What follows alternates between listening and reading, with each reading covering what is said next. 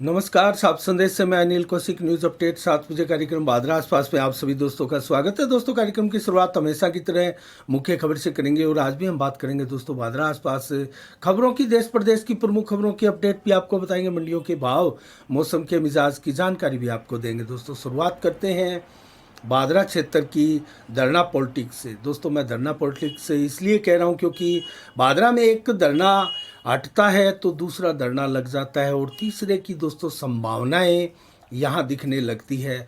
और बादरा में ही क्यों, बादरा क्षेत्र के लोगों द्वारा और हमारे प्रमुख जनप्रतिनिधि द्वारा जयपुर में भी धरना लगाया हुआ है जो पिछले 4 दिनों से अनवरत जारी है। और इस धरना पॉलिटिक्स में दोस्तों किसी प्रकार का कोई हर्जा नहीं है, लेकिन जब आरोप प्रत्यारोप लगे और राजनीति का निचला स्तर इन आरोपों से आप छूने लगे तो कम से कम इस धरना प्रदर्शन को लेकर जो है वो सवालिया निशान उठने लगते हैं और क्षेत्र की जनताओं में उसका मैसेज क्या जाता है इसको आप भली भांति समझ सकते हैं। क्योंकि आज दोस्तों हमने 2 अलग अलग कवरेज की। यहाँ बादरा में जो भाजपा का जो धरना चल रहा है किसान मोर्चा का दोस्तों उपखंड कार्यालय के आगे, उसमें अलग अलग क्लिप है दोनों। और दोस्तों आप उसमें देखेंगे तो आरोप लगाए गए कि विधायक ने बलवान पूनिया ने जयपुर से ये आरोप लगाए कि शंकर बाकर जो कि भारतीय जनता पार्टी के किसान मोर्चा के डुंगराना के अध्यक्ष है, उनके द्वारा जो कुछ बोला जा रहा है वो बेहुदा है और बेहुदा व्यक्ति कहकर उनको संबोधित किया गया, जिसका जवाब आज शंकर बाकर ने भी अपने भाषण में दिया जो कि धरनार्थियों के समक्ष वो दे रहे थे। दोस्तों, हम भी उस वक्त वहाँ मौजूद थे और उसके बाद में हमने उनसे कुछ सवाल भी किए इस विषय को लेकर। करण बेनीवाल से भी सवाल किए उस विषय को लेकर। आप ये दोनों हमारे फेसबुक पेज पर और साफ संदेश भारत के यूट्यूब चैनल पर देख सकते हैं वीडियोस के रूप में।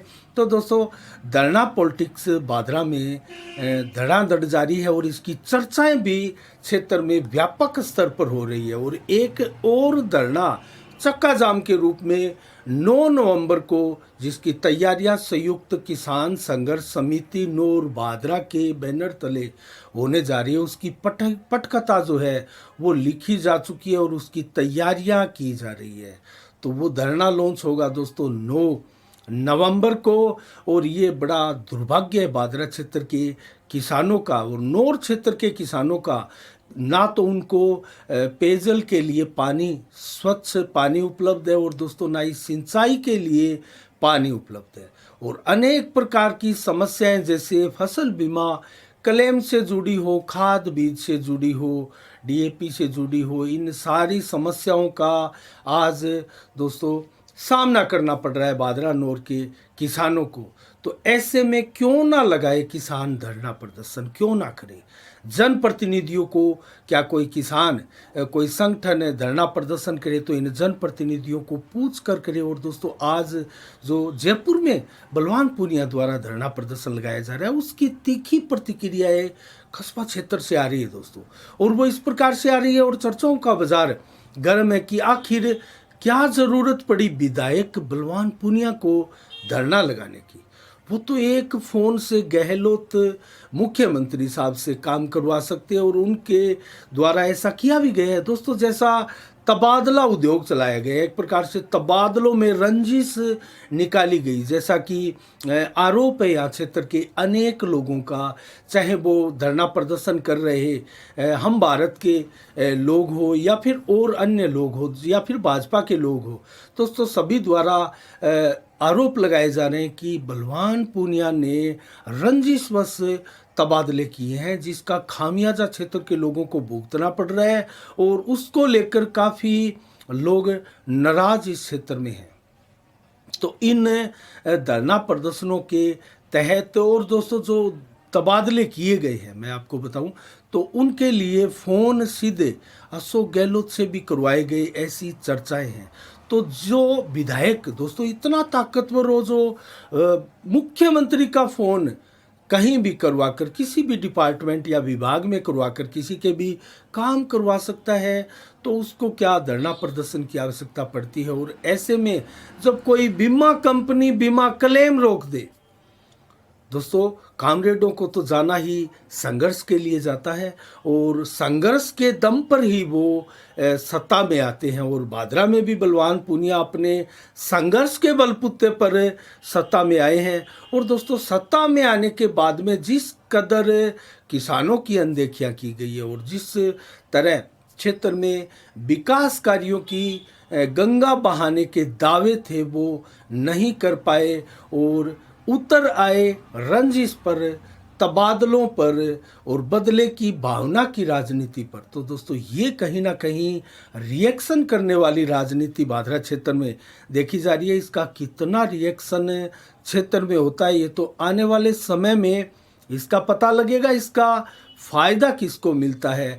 दोस्तों, चर्चा तो यहाँ पर भी है कि संजीव बेनीवाल की भी भाजपा टिकट यहाँ कटने जा रही है। तो दोस्तों, कौन काट रहा है ये टिकट और कौन जो है वो कांग्रेस सरकार को राजस्थान से हटा रहा है, क्योंकि जितनी फूट, जितने गुट कांग्रेस में राजस्थान में दिखाई दे रहे हैं, उतनी ही फूट, उतने ही गुट दोस्तों भाजपा में भी विद्यमान है।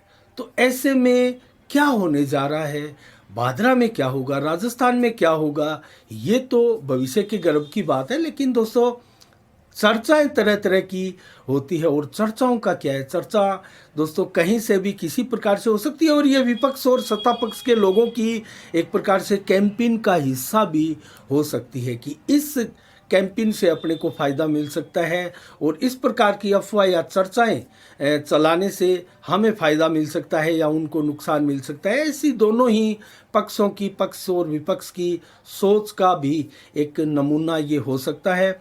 लेकिन अभी अगर देखा जाए तो दोस्तों, ना तो संजीव बेनीवाल की कहीं भाजपा टिकट को खतरा यहाँ प्रतीत होता है और ना ही बलवान पूनिया के अलावा कोई तीसरा बड़ा नेता जो इन दोनों को टक्कर देता हुआ प्रतीत हो, ऐसा हमें नहीं लगता कोई इतना आगे कोई नेता बढ़कर आया है। बेशक बजरंग साल ने अच्छी खासी ग्रोथ की है और अपने धरना प्रदर्शन किसान नेता की छवि बनाकर, दोस्तों वो ज़रूर इस चुनावों की भी उपलब्धि हो सकते हैं 2023 के आने वाले विधानसभा चुनाव की, और इस वर्ष की भी उपलब्धि बजरंग सारण को माना जा सकता है। वैसे वो पिछले 5-7 वर्षों से भादरा क्षेत्र में संघर्षशील है और किसानों के ही नहीं, हर वर्ग के मुद्दे वो उठा रहे हैं और जन समस्याओं की वही अच्छी पकड़ है। इसके अलावा हम बात करें एसपी सिंह बढ़िया की, पूर्व जिला कलेक्टर बारा से रिटायरमेंट होकर भादरा की राजनीति में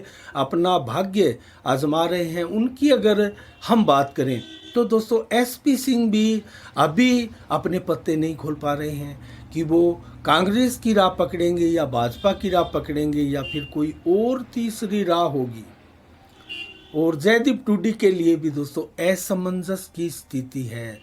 पिछले दिनों चर्चा थी कि जयदीप टूडी पाला बदल सकते हैं, कोई नई घोषणा कर सकते हैं, स्वर्गीय लालचंद टूडी की पुण्यतिथि पर बहुत बड़ी घोषणा करने वाले हैं, लेकिन ऐसा कुछ भी नहीं हुआ।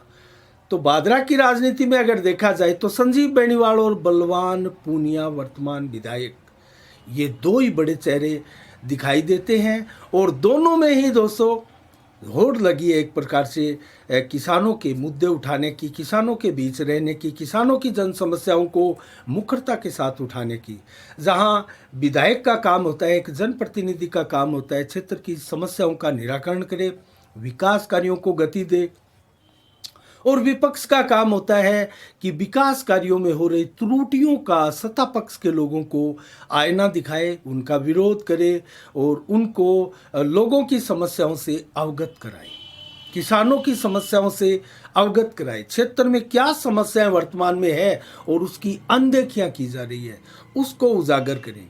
तो इन दोनों ही कामों में अपनी अपनी भूमिका लगभग सभी निभा रहे हैं, लेकिन बलवान पूनिया अचानक अपनी भूमिकाओं से पथ भ्रष्ट होकर धरना प्रदर्शन और दरी बिछाने की राह पर अचानक कैसे आ गए।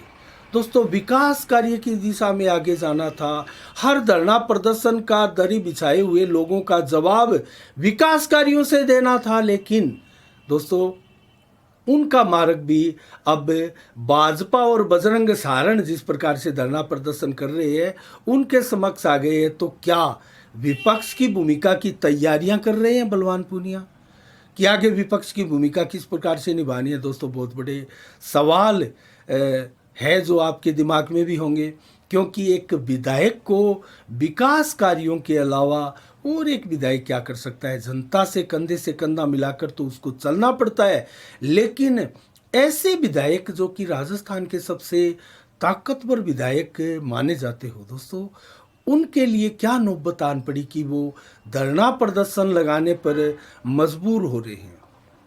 और धरना प्रदर्शन भी जयपुर में अपने क्वार्टर के आगे। ऐसा भाजपा का आरोप है कि वो धरना प्रदर्शन उनको या तो विधानसभा भवन के आगे लगाना चाहिए था, या फिर ऐसी सार्वजनिक जगह पर सरकार का ध्यान आकर्षित करने के लिए धरना प्रदर्शन लगाना चाहिए था। लेकिन हमारा मानना है कि धरना प्रदर्शन आप कहीं भी लगाओ, लेकिन आप उस धरना प्रदर्शन को इस कदर व्यापक और प्रचंड रूप दो और इस प्रकार से उसको विख्यात करवा दो और उसमें इस प्रकार के तत्व मिला दो कि वो धरना प्रदर्शन आपका पूरे राजस्थान में, पूरे क्षेत्र में सबकी ओर आकर्षित करने वाला एकमात्र धरना प्रदर्शन बन जाए। तो दोस्तों ऐसा नहीं है कि धरना प्रदर्शन कहीं भी, जैसे बलवान पूनिया ने जैसे अपने क्वार्टर के आगे जो धरना लगाया है, उसी प्रकार से डुंगराना में बजरंग सहारण ने रोड से हटकर दीवार के पास में बस स्टैंड पर एक धरना लगाया था। लेकिन वो धरना भी सबकी जो आंखों के सामने था और चर्चा का विषय था, और आज जो धरना लगा है वो भी सबकी चर्चा का विषय है। और भाजपा का जो धरना लगा है मेन उपखंड कार्यालय के आगे लगा है, लगना भी चाहिए, वो भी चर्चा का विषय है। तो धरना प्रदर्शन जहाँ भी हो, ये एक प्रोटेस्ट है, एक तरीका है, हमारे देश में प्राचीन काल से चल रहा है और गांधी जी के समय से जो चल रहा है, सत्याग्रह भी इसको कहते हैं।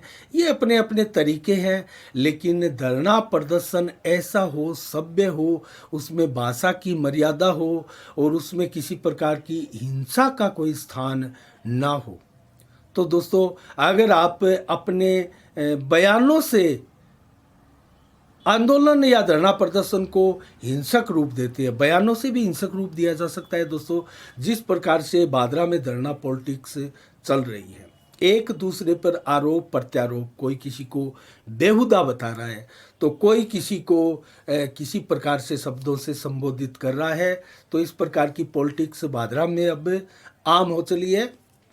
हमारी भी नज़रें दोस्तों लगातार इस पर बनी रहेगी। और जो 9 तारीख को चक्का जाम हो रहे हैं रामगढ़ में, उसका ऐलान किया गया है, उसके ऊपर भी हमारी कवरेज भी आएगी और लगातार हमारी नज़रें भी बनी रहेगी। बदस्तूर अभी भी जयपुर से भी धरना प्रदर्शन जारी है और बादरा उपखंड कार्यालय से भी भाजपा की तरफ से धरना प्रदर्शन जारी है। इसके अलावा अन्य खबरों की ओर रुख करें तो दोस्तों हम बात कर रहे थे ताकतवर विधायक की। तो नए वित्तीय वर्ष में विधायकों को एक और ताकत मिलने जा रही है आर्थिक शक्ति के रूप में। 2.25 करोड़ की राशि जो मेडिकल में खर्च करने के लिए अनिवार्य रूप से जो विकास फंड का फायदा जो विधायक उसमें नहीं उठा पाए, जो कि 2.25 करोड़ आप लगा सकते थे, उनको अब ये छूट दी जा रही है कि वो उस राशि का जो बचा हुआ फंड है उसका आप आगे किसी भी मंद में उपयोग कर सकते हैं। और 16 अगस्त से दोस्तों विधायक कोटा जो 2 करोड़ 25 लाख का करीब था, उसको बढ़ाकर 5 करोड़ का कर दिया गया है। अब 5 करोड़ से विधायक जो है अपने कोटे से विकास कार्य करवा सकेंगे। और मेडिकल ढांचे में जैसा कि मैंने आपको बताया, विकास पर जो प्रस्तावित राशि थी उसको भी किसी भी बंद में आप उपयोग लेके जो उस समय आपने जैसे कोरोना काल में आपने पूरा यूज वो नहीं लिया होगा, तो ये एक खुशी की बात है सभी विधायकों के लिए। तो एक शक्ति विधायकी कुल मिला के यहाँ बढ़ती हुई प्रतीत हुई है। इसके अलावा दोस्तों देश की बात करें तो एक बहुत बड़ा फैसला आज भारत में 5 जजों की बेंच ने आज सुनाया है दोस्तों। वो फैसला आरक्षण की संवैधानिक वैधता पर था दोस्तों। इसका फैसला तो काफ़ी पहले सुरक्षित रखा जा चुका था। 7 दिन तक इसकी लगातार सुनवाई हुई थी, इसमें बहस हुई थी, 40 से अधिक याचिकाएं थी दोस्तों इसमें। और ईडब्ल्यूएस आरक्षण पर सबसे बड़ा फैसला इसको भारत का बताया जा रहा है। 5 जजों की बेंच ने सुनाया, लेकिन आज जब ये सुबह फैसला आया तो इसमें कुछ विरोधाभास भी दिखाई दिया। 5 जजों का सामूहिक फैसला ये नहीं था दोस्तों। 3 जजों का फैसला अलग था जो कि इसके फेवर में था। जो स्वर्ण आरक्षण 10% केंद्र सरकार द्वारा दिया गया था स्वर्णों को, उसके फेवर में था, लेकिन 2 जजों का फैसला विरोध में था। तो इसको हम इस प्रकार भी देख सकते हैं कि 3-2 से जो है इस सरकार के फैसले पर जजों की मुहर लगी है, सुप्रीम कोर्ट की मुहर लगी है। तो आर्थिक आधार पर आरक्षण जो है वो जारी रहेगा और सरकार को एक प्रकार से इसमें राहत मिली है, क्योंकि जो याचिकाएं लगी थी सरकार के इस फैसले को चुनौती दी गई थी इसमें। और इसका फ़ायदा किसको मिल सकता है मैं आपको बताऊं तो 8 लाख जो स्वर्ण जाति के लोग हैं उनको 8 लाख वार्षिक आय से उनकी आमदनी अगर कम है तो वो उनका फ़ायदा ले सकते हैं। और घर उनका 1000 वर्ग फीट से कम क्षेत्र में बना हुआ है। इसके अलावा 5 एकड़ से कम भूमि हो, सामान्य वर्ग से आता हो, तो वो इसका फ़ायदा ले सकता है। और संविधान में जो 103वें संशोधन को 103वें संशोधन को करके जो सरकार ने जो 10% आरक्षण स्वर्णों को दिया था, उस फैसले को चुनौती दी गई थी दोस्तों सुप्रीम कोर्ट में। और उसको अब 3-2 से उसकी जो है सुप्रीम मोहर उस पर लग चुकी है। इसके अलावा अन्य खबरों की ओर रुख करें तो दोस्तों आज रवि खोड़, एडवोकेट रवि खोड़ छाननी बड़ी के हैं, भारतीय जनता पार्टी के वो नेता भी रह चुके हैं, युवा मोर्चा के एक प्रकार से, और वो छात्र नेता भी रह चुके हैं, कॉलेज के प्रेसिडेंट भी रहे हैं।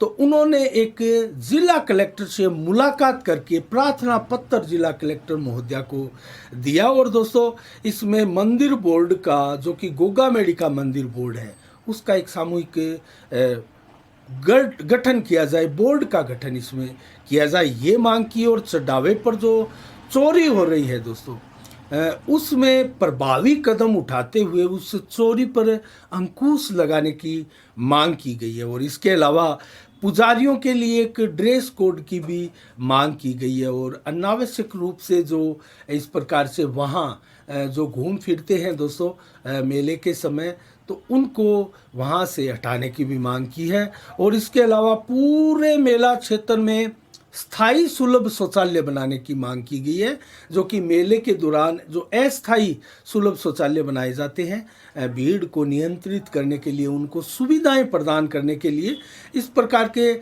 स्थायी शौचालय बनाने की मांग रवि खोड़ द्वारा की गई है। इसके अलावा सरकारी धर्मशाला पर एक प्रकार से कब्जा है अधिकारियों का, उसको खाली कराकर श्रद्धालुओं के लिए उनको जो है इस्तेमाल करने की व्यवस्था की जाए।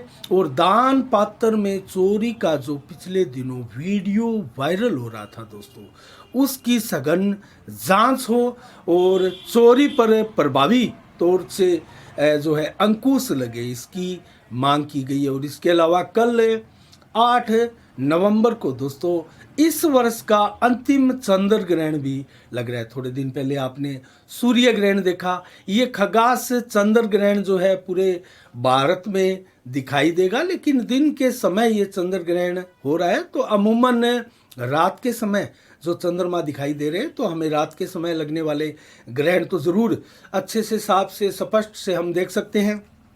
दिन वाले चंद्र ग्रहण को हम अच्छे से नहीं देख पाएंगे, लेकिन ये इसका समय जो है दोपहर को 1:32 से ये चंद्र ग्रहण जो है वो प्रारंभ होगा और 7:26 तक इसका असर रहेगा दोस्तों। और मेष राशि में और भरणी नक्षत्र में ये लग रहा है, तो इन राशियों को विशेष रूप से ये प्रभावित करने वाला ही है। और अनेक ज्योतिष विज्ञों का कहना है कि इस दौरान किसी को भोजन नहीं करना चाहिए और माला का जाप करना चाहिए, पूजा प्रार्थना करनी चाहिए, दान देना चाहिए गरीबों को। तो चंद्र ग्रहण ऐसा नहीं है सूर्य ग्रहण की तरह कि आप देख नहीं सके, आप इसको देख सकते हैं, लेकिन जो स्नान आदि चंद्र ग्रहण के बाद या सूर्य ग्रहण के बाद में आदि विधि है, तो उसके लिए सभी विशेषज्ञ कहते हैं कि इन चीज़ों का आपको पालन करना चाहिए। और सूतक जो है इसको लेकर वो प्रातः 9:21 पर ही लग जाएगा, जो कि देर शाम 6:18 तक ये सूतक जारी रहेगा।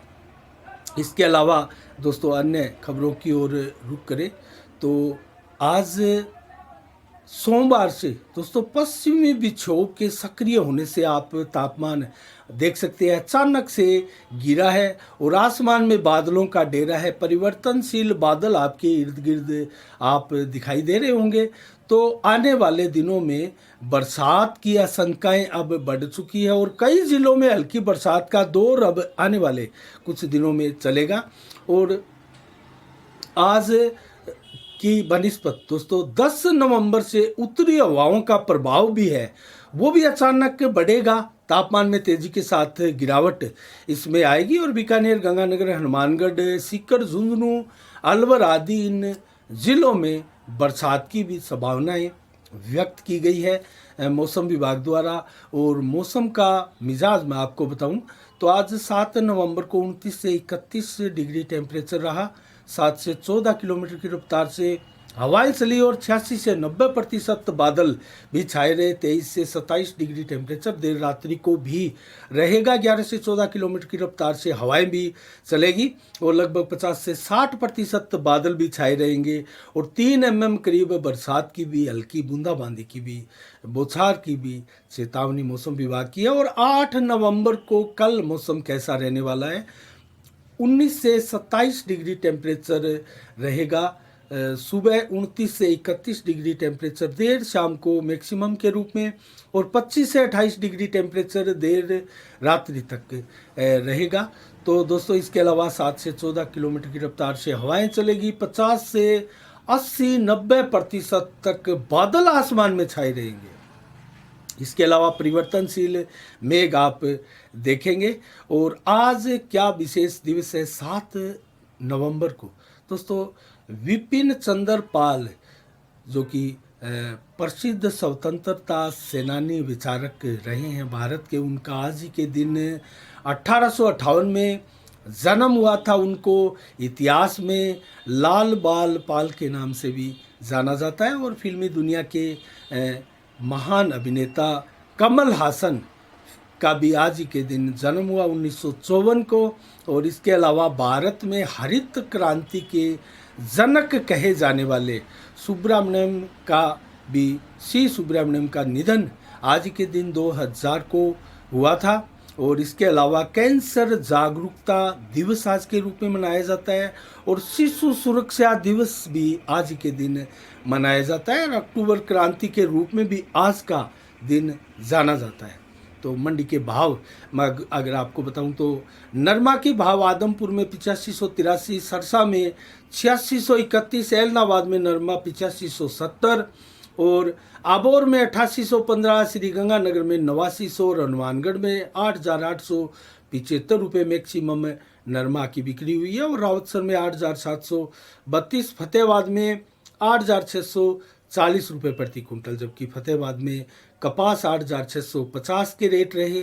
और कपास के रेट दोस्तों सिरसा मंडी में 9000 के रहे, जबकि सरसों के भाव आदमपुर में 6725 आज रहे। तो आज के लिए इतना ही।